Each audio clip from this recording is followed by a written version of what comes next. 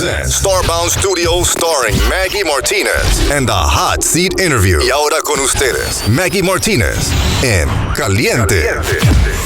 And now, Maggie Martinez. Well, here she is, Honorable Judge Deitra Butler. Judge Butler served as a Clayton County Juvenile Court judge for nearly 15 years, having first been appointed to that position on January 1st, 2009. She ascended to the role of Chief Juvenile Court Judge on October 2021. Prior to taking the bench, Judge Butler served as an assistant district attorney, parent, child, and guardian in Clayton County Juvenile Court. Judge Butler also served as a Clayton County assistant solicitor, as a private lawyer doing primarily criminal defense, family cases, and personal injury. Judge Butler has served the citizen of Clayton County for more than 20 years. Take a note of that. Judge Butler is a native of Denver, Colorado, but has resided in Clayton County since relocating to Georgia since 1994. She attended the Metropolitan State College in Denver, Colorado. She obtained a Bachelor of Art in English, and then the University of Denver College of Law, obtaining a Juris Doctorate degree, okay? Now everybody achieve that, okay? Judge Butler is currently pursuing a master's degree in judicial study at the University of Nevada, where she is an honor student. Welcome, Judge. How you doing today? I'm doing great, and thank you for having me, Maggie, here at the Hot Seat Interview. You know, this is the show that any woman has power, okay? Empowerment of women is important, right? Always. And I think eventually the world will be led by women. I don't have any doubt about it. It's the first time, Judge, that we have so many women running for office. Woo! Isn't that great? So it's important that people understand that a woman has more than what people see. Right. We have what we call sensitivity, right? We are caring. We care. We are humble. We try to do our best because, believe it or not, woman is the base of society. Absolutely. That's right. Well, my first question, Judge, certainly we're going to cover a lot. Okay. Because we wanted people out there to know exactly what you bring to the table. But for those people out there, because we got magistrate court, we got superior court, we got municipal court. Can you explain first to the people the difference courts and understanding the role of a judge? So as she indicated, we have magistrate court. Magistrate court handles primarily county level ordinances, as well as they do pretrial hearings when they're sitting designated as Superior Court judges. They are the judges who do first appearances anytime someone is arrested. They oftentimes will do those bond hearings as well, probable cause hearings. And then they can also handle small claims issues. Then you have state court. So this is county level. So you would then have state court. State court handles misdemeanor offenses as well as small claims matters up to a certain dollar amount they can handle, and then disputes amongst people. So they would be the ones that handle like batteries or misdemeanor drug offenses, speeding. Those come under the jurisdiction of state court, often if you don't have a traffic court or a recorder's court. Then you have Superior Court. The Superior Court handles felony matters. They handle family law matters. They handle large dollar amount lawsuits, and they also oversee juvenile court. So I'm going to come back to that later because that's a pretty big issue. Yeah, it's a big issue right there. Yeah. Explain how will you handle a situation where one party was not represented by the council. In that case, what do you do? So you have a pro se representative, and that could be either in a civil matter or a criminal matter. And so you try to, you're a little more lenient in terms of the rules of evidence. Those are strictly applied generally. But when there's a pro se individual, whether he's a defendant on a criminal matter or if he or she is representing him or herself in a civil matter, the judge cannot give legal advice. That's first and foremost. And so you cannot guide them, but you can be a little more lenient on strict application of those rules. Right, because if they're per se, they're representing themselves and probably they don't know the protocol, but at least they're defending themselves, right? Right. Describe a time when you had to make a difficult decision as a judge. So, you know what, Maggie, we'd be here all day. So I was in juvenile court, right? I've been in juvenile court for almost 15 years. And so all of those decisions are difficult because they're children. So whether I'm removing a child based on a dependency matter, a parent has been neglectful or abusive, or whether I'm removing that child because they've committed a delinquent act, that's tough, right? As a mother, it's tough because I can imagine then if someone were to remove my child from me for whatever reason, and the effects of that. So as you said, women are caring. I cared about all of my cases and all of my kids. But terminating parental rights, those are typically very, very difficult because the child wants to go home. They want to be with their parent. And that's even if the parent has been abusive or neglectful. Children desire to be with their parents. Because they love their parents no matter what. Right. And so removing them even for their own safety, that's tough. So those, I think, may be some of the toughest cases. Wow. Well, I know a case, Judge, that they had to bring their case to federal court because they took their kids away, even though the baby born in the hospital, he was there 5 days. And all of a sudden, they take away the 3 kids. Not only the one that is in the hospital, the 3 kids. During foster care, they vaccinated the kids against their will because they are Native American. They go by all the rules. Even their driver's license is different. Do you feel that sometimes this case's defect doesn't make a thorough investigation of what's going on with the family? So not to talk about that case specifically, but I will say this, that there are laws that protect particularly Indian children. It's called the Indian Child Welfare Act, from certain obtrusive removals as well as vaccinations or other things that will go against their native customs, right? The tribe has the first right to that child if the court believes or if the state believes that the child has been neglected or abused and that a removal is necessary. They have to first go to the tribe and request certain permissions and give them an opportunity to address it in the tribe. So there are protections built into our laws for those situations. So particularly with Indian children, there's an entire federal law, the Indian Child Welfare Act, that dictates what must happen in those cases. Well, you heard that, so we will follow up through with this case to see how it ended. They got our support. Financially, we are helping them to make sure that they get their kids back. But it's a unique case because of the laws. Are you familiar with the latest laws? And I guess you do. Regulations and court decisions related to your jurisdiction. And so the answer is yes, right? So we take several hours of required continuing judicial education. There's a minimum of 12 that are required. While I was sitting, I typically took 24 of the required, which is twice a year of those 12-hour courses to stay abreast of the current laws, any changes in the laws, any case updates, any appellate court decisions and those things. But in addition to that, I was also involved in various organizations that provided additional information. Excellent. Well, what strategy do you use to remain impartial while presiding over a case? And I bet you this is very difficult because you already mentioned something about juvenile court. So impartiality is required under the law, again. So if there are any obvious hindrances to impartiality, then I would recuse myself. In terms of the case that does make it before me, meaning I did not remove myself or I haven't otherwise been removed. So let's say you have a case and you say, hey, I've done an interview with that judge. I want her on the case. I, upon seeing you, would remove myself. But let's say you've known me otherwise in the community and we don't get along for whatever the reason.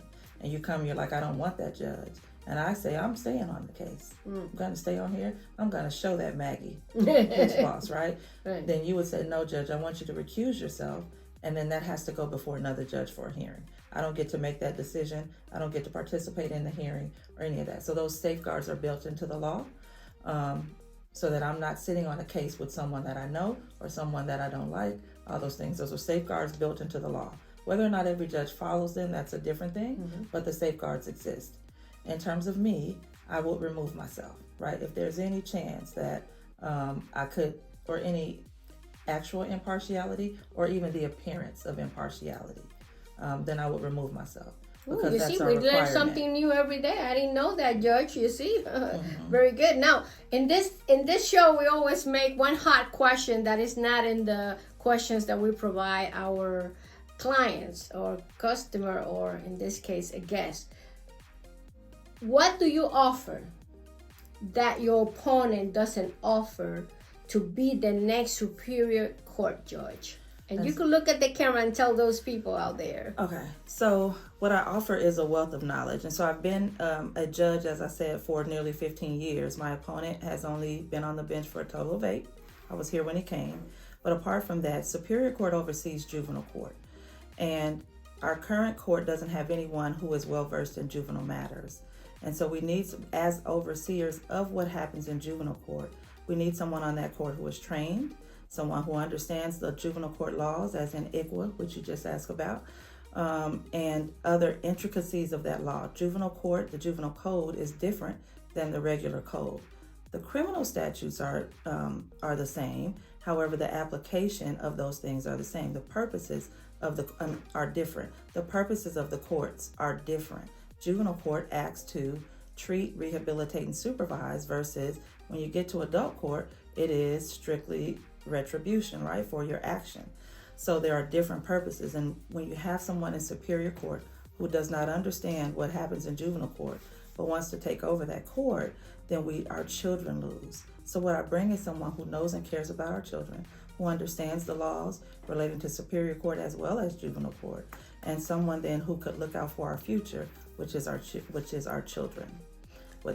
Without our children, we fail. The nation will fail. A nation cannot rise without another generation coming from behind, right? So we got to have someone to pass that baton to, and someone who is well prepared to prepare that next generation should be on superior court. Yes, you heard that. Yeah, that's the difference. You see what I'm talking about? This is her promotion. It's important that you understand what she stands for. She's the judge of the people. Okay, I knew it. She stands for protecting the rights of citizens, restoring trust in the judicial system, ensuring fair and just hearings, establish a youthful offender program. Oh, I love this. We need to talk about this. Yes. Definitely. And implement a rehabilitation and best practice program. I love the fact that you want to establish a youthful offender program, because this is so important, especially now that, the kids, they go and smoke a little bit of marijuana because it's against the law. They go to jail if they're caught. So tell us about this program that you want to establish. This is awesome. Right. So coming from juvenile court, children are the core of what I do, right? I love children. So young people, science tells us that your brain is not fully developed until you're in your late 20s to early 30s is what the newest research says. But the criminal code doesn't match that. So at age 17, you're considered an adult for criminal justice purposes, but for not any other purpose. I.e., you cannot sign a contract, you cannot buy alcohol, you cannot do those things because you're not yet an adult, but you are still treated in the criminal justice system. And the program's there then with the different purposes, because at this point rehabilitation is not the purpose, it's retribution. So then you have children who are at 17 crippled by something that they made a decision to do in their minority, but that follows them for the rest of their life, right? So this program is designed to still, there still is a consequence for the action that you took. However, it's designed to continue those rehabilitative efforts, and then to allow these children we're going to partner with businesses, partner with faith-based communities, partner with, citizens and other organizations so that we can put these children on a path to either education or a trade if that's what they choose to do, enter the workforce if that's what they choose to do. But all of those things have to be available for the children so that they are not crippled by a decision they made in their minority. So there will be mental health, a mental health component to it, education component to it, a work requirement component, as well as the community service and those other things. But then when you get out, you don't have something following you forever that holds you back from simple things like voting, right? So we want children to have an opportunity to have a successful and productive life. Yeah. That's what the program is designed to address. Because we're not perfect. No one is. We make mistakes. Yep. And just because we make a small mistake should not follow us through our life, because they could become productive citizens in Clayton County. Certainly, we see too many cases in jail for marijuana use. What is your take on that? So my take has to be what the law's take is. So it is in Georgia, it is not legal. And so my take is it is illegal. However, I do believe that there are programs, drug courts and drug programs, that can address those things. I'm always going to be a proponent of the law and what the law says. And so it is illegal here in this state. And so I'd say don't do it in this state. If, however, you find yourself in that predicament, I also don't think you should sit in a cage.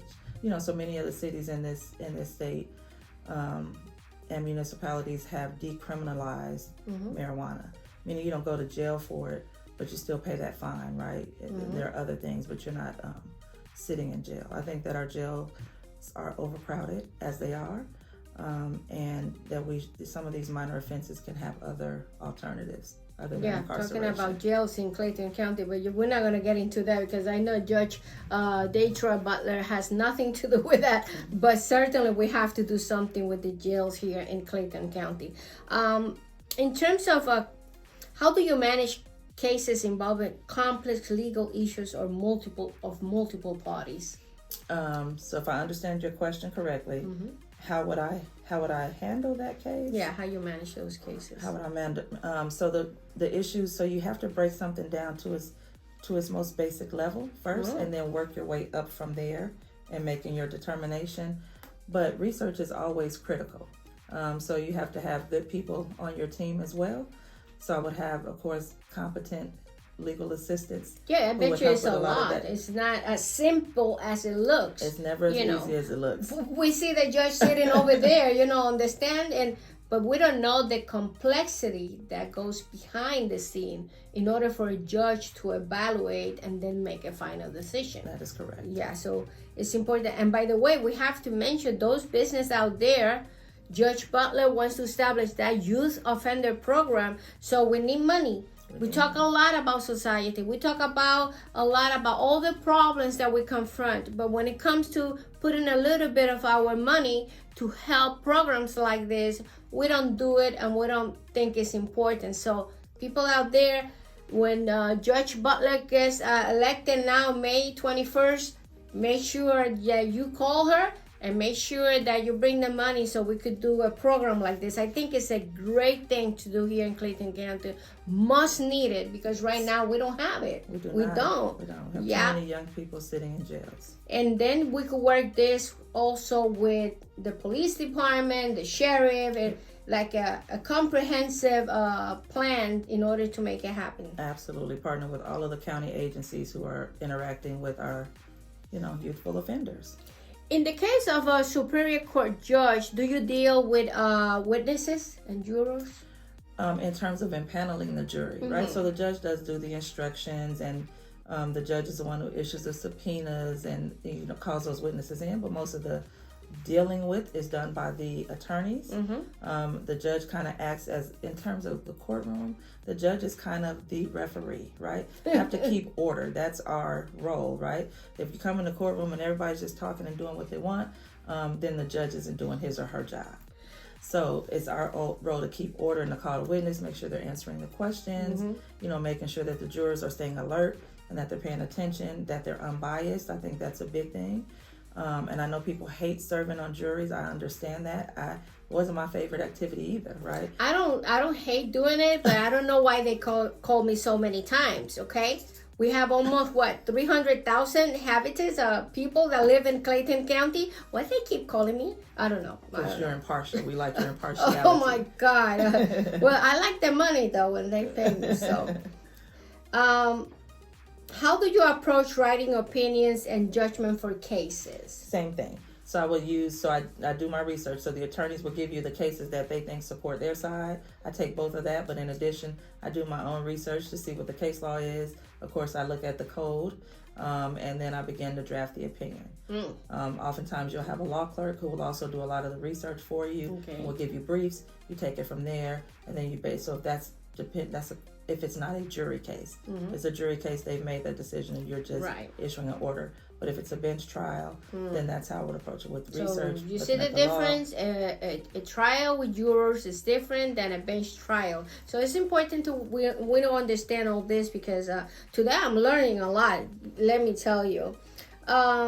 What techniques do you use to maintain order in the courtroom? Because we have seen even judge taking them out by their arms and things like that because the judge are not behaving the way they're supposed to. So how do you work with that? You mean the judge? It's a case in social media where they take the judge by the arm. I don't know why they did that, but certainly we would like to know how you can approach the order and how to keep the order within the... In terms of my own behavior or behavior of those in the courtroom? Everybody that is there. Okay, so in terms of my own behavior, then I would just not allow myself to behave in a manner that's disrespectful to the forum or untoward, right? Right. But in terms of others, if they're unruly or if they're failing to abide by the rules and decorum for that forum, then they would have to be removed from the courtroom. Definitely. Because my husband see a lot of this program. They have trials. He loved that. I don't know why, but maybe it's different than TV. I tell you it's different from TV. Yes, because if you continue to act out in a real courtroom, you'll be held in contempt and likely placed in jail. How do you handle a situation where a party does not comply with an order from the court? So there's still, that person has an opportunity to be heard, right? So you would then issue a rule nisi, set a hearing date where both parties can come and address, oh, he's not doing this or she's not doing that. Both parties get an opportunity to be heard. And then it still is back to looking at the law, looking at the cases, and making a determination of what should happen with that failure to abide. Now, if it's in the courtroom, failure to abide by what I'm telling you to do in the courtroom, that's direct criminal contempt. And you're subject then to immediate incarceration and fines. Well, we are talking with Judge Deitra Butler. She's a juvenile court judge, right? And she stands for protecting the rights of citizens, restoring trust, ensure fair and just hearings, establish a youthful offender program, and implement rehabilitative and best practice program.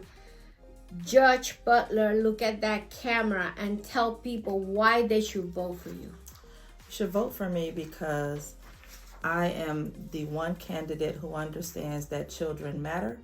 I am the candidate who understands that if we do not correct and change this system for our children, then we as a society cannot stand. I understand also that justice is for all, that there can be no fear or no favor in the courtroom and in making these decisions that affect people's lives directly, i.e., if my neighbor comes before me and a stranger and they each have done the same thing and they each have the same history, then they each get the same result because there can be no fear or no favor. I understand that special interests exist, but those should not exist in the courtroom. When those things begin to present themselves in courtrooms, then it's time for us to change who's sitting in that seat. I am the change that needs to happen in this era and in this county and in this superior court. And so I'm asking for your vote and for your support.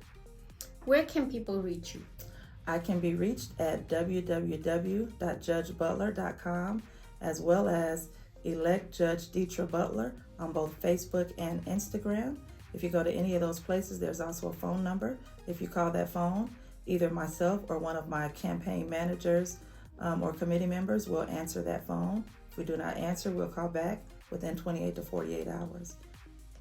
Well, on April 29th is early voting, so please go out and vote for Judge Deitra Butler. She's running for Superior Court Judge. Right now, she's a judge for juvenile court, right? Former.